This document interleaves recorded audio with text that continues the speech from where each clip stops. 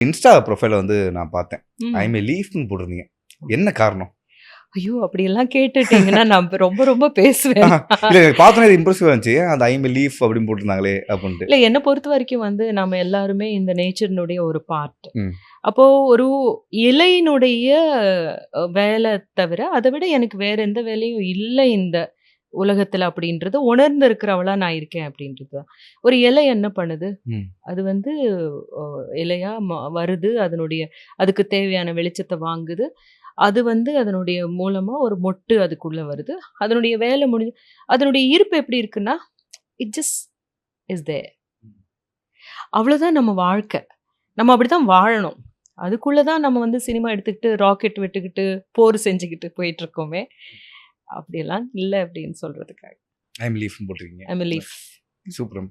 இப்ப நீங்க பேசும்போது ரொம்ப ஆழமான கருத்துக்கள்லாம் சொல்றீங்க. நிறைய அழகான வார்த்தைகள்லாம் வந்து யூஸ் பண்றீங்க. அது இப்போ நெறைய புக்ஸ் படிப்பீங்களா? இந்த புக்ஸ் ஆமா. படிக்கிற பழக்கம் வந்து எப்பலருந்து உங்களுக்கு வந்துச்சு? எதனால எனக்கு வந்துச்சு?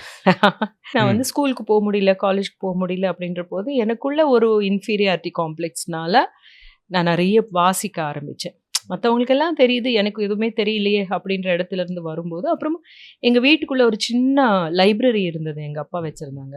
அதுல வந்து பெஸ்ட் புக்ஸ் இருந்தது. அப்போ எனக்கு வந்து ஸ்கூலுக்கு போக முடியாம இருக்கும்போது, ஷூட்டிங் போயிட்டு வர்ற அந்த ஃப்ரீ டைம்ல எனக்கு இருந்த ஒரே ஒரு பொழுதுபோக்கு, நல்ல வேளை இந்த ஸ்மார்ட் ஃபோன்ஸும், டிவியும் இல்லாத ஒரு காலத்துல வளர்ந்ததுனால, அந்த புக்ஸ் மூலமா தான் எனக்கு வந்து அந்த புக்ஸ் படிக்க, படிக்க, படிக்க, படிக்க எனக்கு வந்து ரொம்ப இன்ட்ரெஸ்டிங் ஆச்சு. அப்புறம் வந்து மொழிகள் மேல எனக்கு ரொம்ப ஒரு காதல் வரத்துக்கு என்னுடைய டீச்சர்ஸ் அதுக்கு காரணமா சொல்லலாம். எனக்கு தமிழ் சொல்லிக் குடுத்த வாத்தியார் சொல்லலாம். தமிழ் அவ்ளோ அழகா சொல்லிக் குடுப்பாரு. நான் இவ்ளோ நல்லா பேசுறேன்னா அவர்னால தான். அதே மாதிரி தெலுங்குனா எங்க அப்பா. எங்க அப்பா வந்து தமிழ் பேசும்போது அந்தந்த மொழி பேசும்போது அதுக்கான மரியாதையோட நீ வந்து அத அணுகணும் அப்படின்னு சொல்லுவாரு. ஸோ நான் வந்து தெலுங்கு பேசினேன்னா, என்ன விட தெலுங்கு அவ்ளோ அழகா பேச முடியாதுன்ற அளவுக்கு தான் பேசுவேன். ஸோ அந்த மாரி. எந்த புக் உங்க வாழ்க்கையவே வந்து மாத்துச்சு? இந்த புக் படிச்சோனே எனக்கு வந்து ஒரு ஒழுமையம் தெரிஞ்சுச்சு. ஓகே. இப்ப இப்போ என் பாதை இப்படி போயிட்டு இருந்துச்சு. இது மாத்துச்சு. அப்பன்னா எந்த புக்க சொல்லுவீங்க? ஃப்ரீடம் அட் மிட்நைட் ம். காந்தி அவர்களுடைய சத்திய சோதனை இருக்கு இல்லையா? அது வாசிச்சதுக்கு அப்புறம் தான் வந்து சமூகத்தின் பேர்ல இருக்க வேண்டிய விஷயம் என்ன? அவர் என்னவா இருந்திருக்காரு?